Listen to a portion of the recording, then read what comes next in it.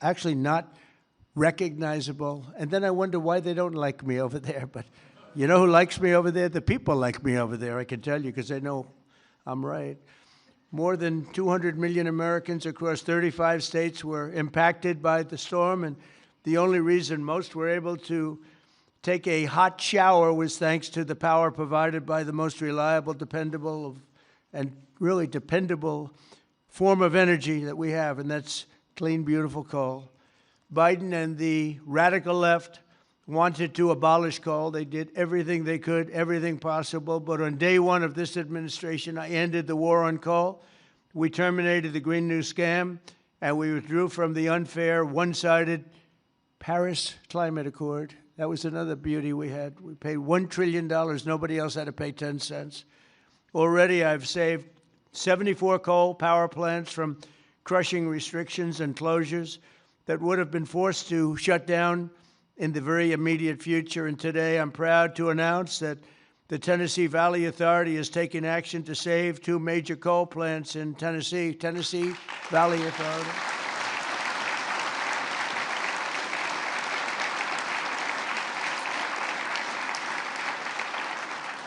The plants are the Cumberland Fossil Plant and the Cumberland City. It's in Cumberland City. It's a big, beautiful thing that they just wanted to shut down. You know, the Tennessee Valley Authority has gone in a very stupid, very bad direction. The head of it, it's considered sort of semi-private. It's supposed to be semi-public, but it's semi-private. It's the highest paid government-type official in history. I think they pay them $10 million a year. They're paying them $10 million. I think the Speaker of the House wants to resign and head the Tennessee Valley Authority. And he could do a much better job, I can tell you that. Is that right, Doug? They pay him $10 million a year. Can you believe it? Well, Trump is on the scene now. We're going to make his life miserable. $10 million. I wonder what he got before he got that job. Probably making $150,000, right? And the Kingston Fossil Plant in Harriman, Tennessee, so they're going to remain open and they're going to be vibrant. They're going to be improved, built up, and continue to do all the things that they do. These 2 plants were slated for termination, but we're going to save over 450 jobs by keeping them going and going strong. In addition, I'm directing the Department of Energy to issue funds to coal plants in West Virginia, Ohio, North Carolina, and Kentucky to keep them online and keep those plants open. Right, Jim?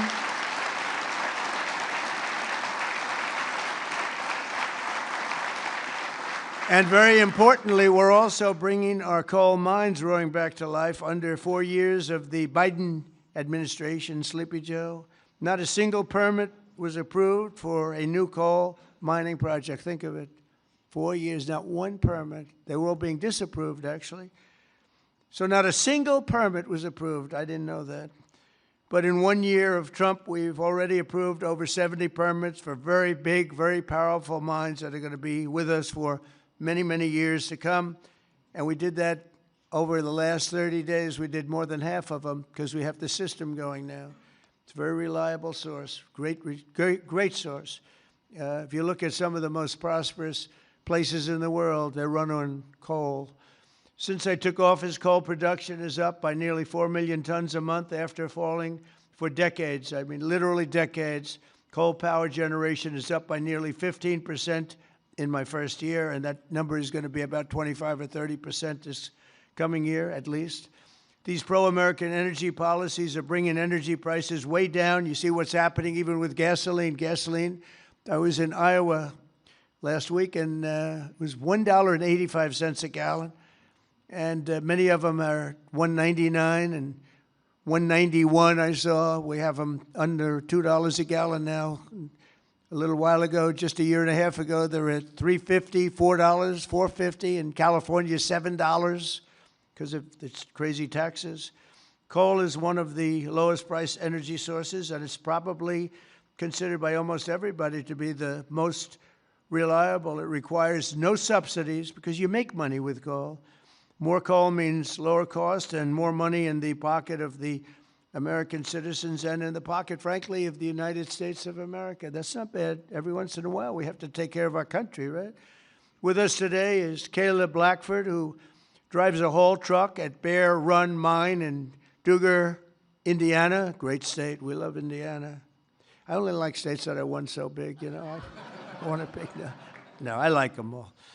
Where she has worked for 5 years, and she's joined by her wonderful husband, Eric, who also works at the mine, and their really incredible son, Isaac. And Kayla, if you could come forward, I'd like to just have you say a few words, please. Come on up.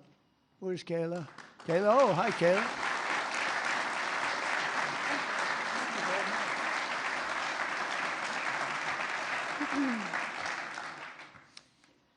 Thank you, Mr. President. As he said, my name is Kayla Blackford, and I am so proud and honored to be here today representing Peabody and coal miners across this country.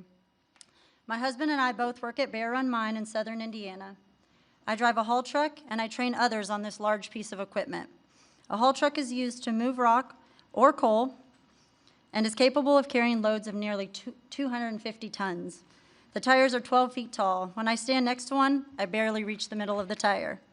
It's the best job I've ever had, and not just because of the cool mom points I get for driving big equipment. My job supports my family. It supports our community, and it keeps the lights on and electricity affordable, not just in Indiana, but across the country. As demand increases and our lives become increasingly electrified, America needs to generate more electricity, not less. For years, coal miners have felt the weight of policies that made our future uncertain. Over the past year, that weight has begun to lift. My son, Isaac, who's here today,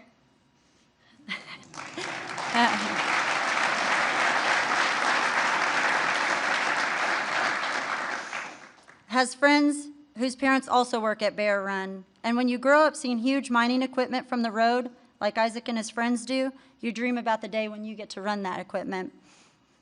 When a mine closes, families don't just lose their jobs. They're often forced to leave their communities, their schools, and their support systems behind. The common sense policies to keep coal plants running implemented by this administration mean that my husband and I can keep working, stay where we are, and continue raising our son in our community that we call home. And the impact is even greater than that because you, Mr. President, have single-handedly kept utility prices affordable, the lights on, and our jobs alive. We are real people under these hard hats. On behalf of America's coal miners, thank you, Mr. President, for recognizing the value of coal and the value of the people who power this industry every day. Thank you, Kayla. Thank you so much. So nice to meet you. Thank you very much for all of you. Thank you. Sorry, I'll take that.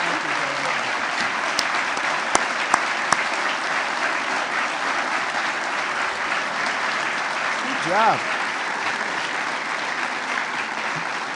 She did a good job, right? Look at the boy.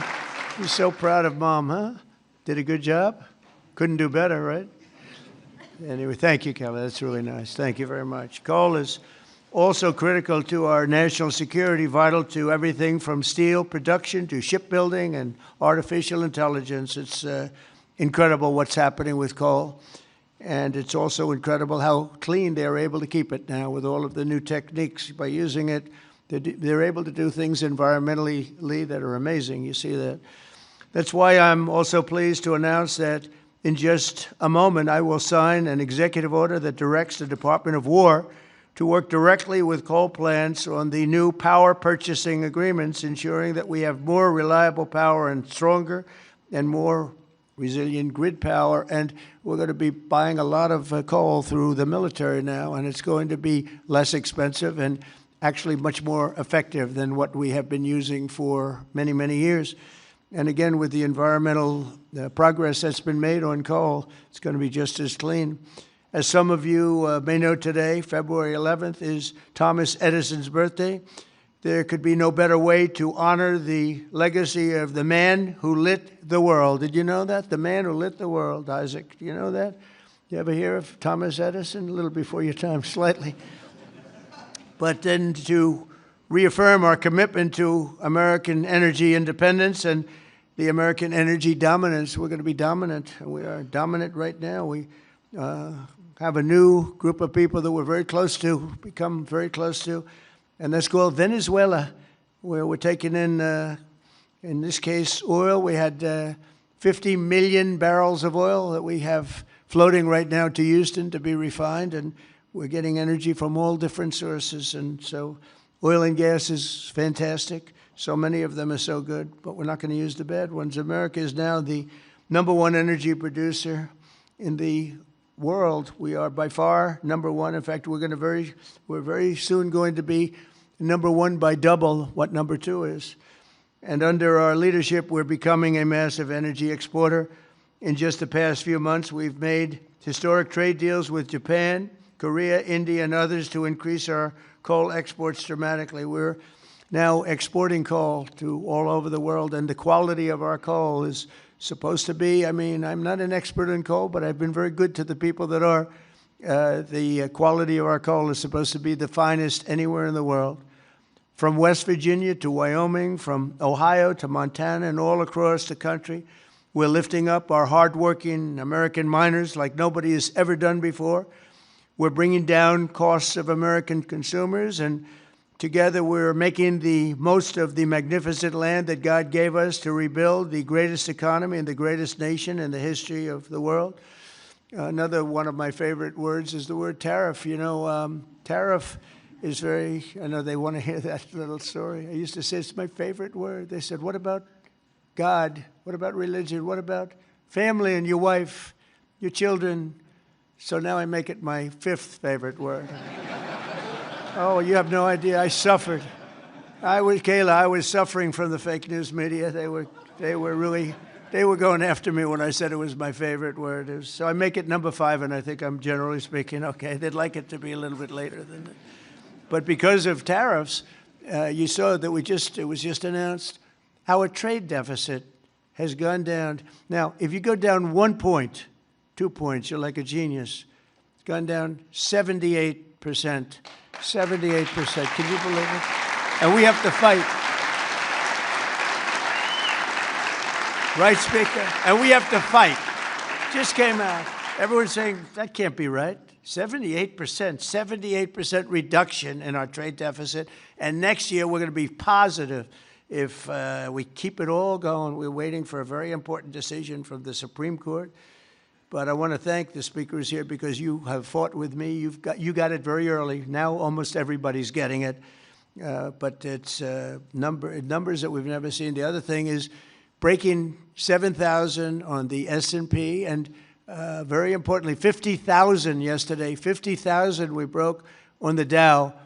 And if you remember, when I won, they said if he could ever produce 50,000 by the end of his 4th term, by the end of his 4th year, it would be unbelievably successful. Well, we produced 50,000 in excess now, went up today, in excess of 50,000 at the end of my 1st year. So that's some difference. And that's because of tariffs. So we're doing numbers that nobody thought were possible. The economy is rich. I tell the story that in Saudi Arabia, the king said, you know, sir, a year and a half ago, we were all saying you were a dead country, and now you have the hottest country anywhere in the world. That's true. We're the hottest country anywhere in the world, and a lot of reasons. So once again, I'd like to thank you for the tremendous honor of being here, and especially these gentlemen in the front row and a couple of you in the second row. What happened to the guys in the second row? They couldn't make it to the front. What's wrong with them? They don't shovel it as well, right? But I want to thank you and invite the chairman of our National Coal Council, Peabody Energy CEO, which is a great company, by the way, Jim Grech, to come up and say a few words. Please, Jim. Thank you very much.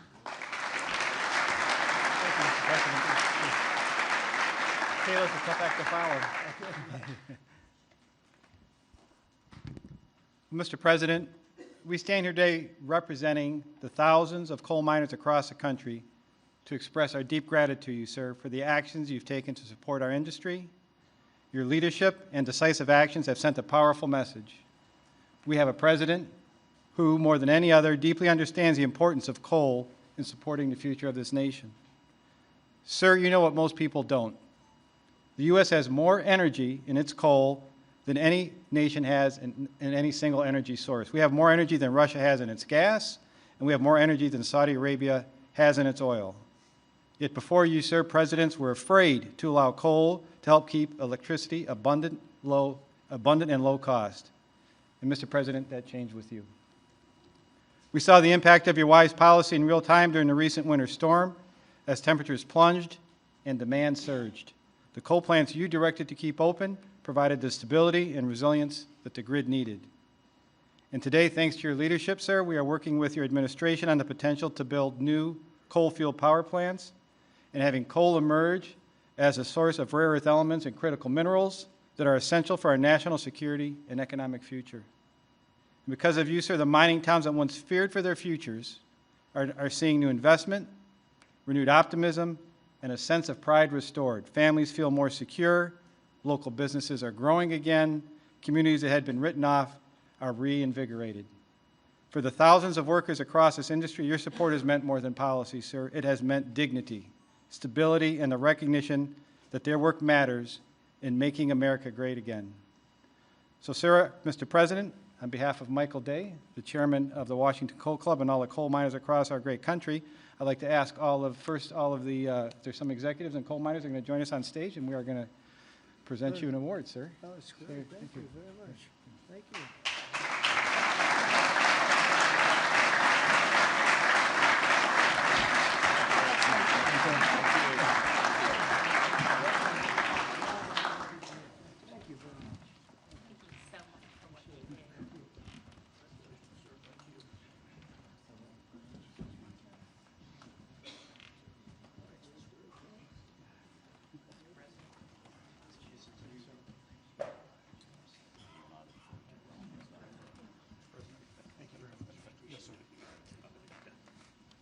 Thank you, fellas, very much. Thank you, Mr. President. Sir, to show our appreciation, the trophy says the undisputed champion of beautiful clean coal. Thank you, sir.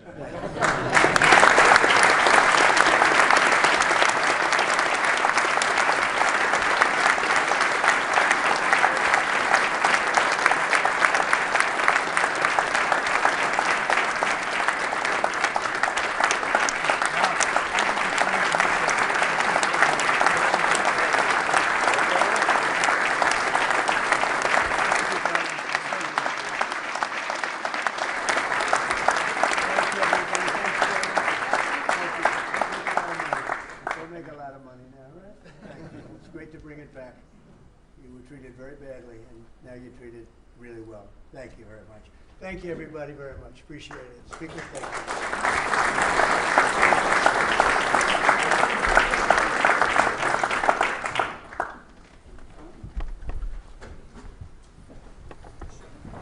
We don't use auto pens. There's no auto pen. Okay, come on up. That's great.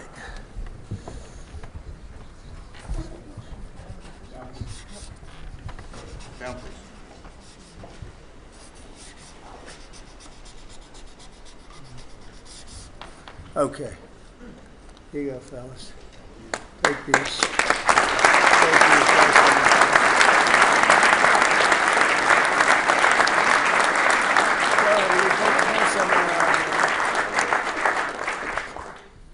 There you go.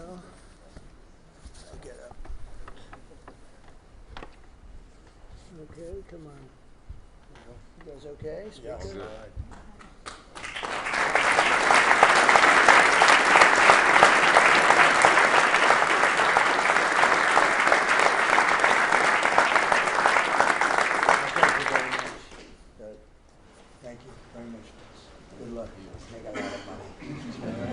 Have a good time. Thank you.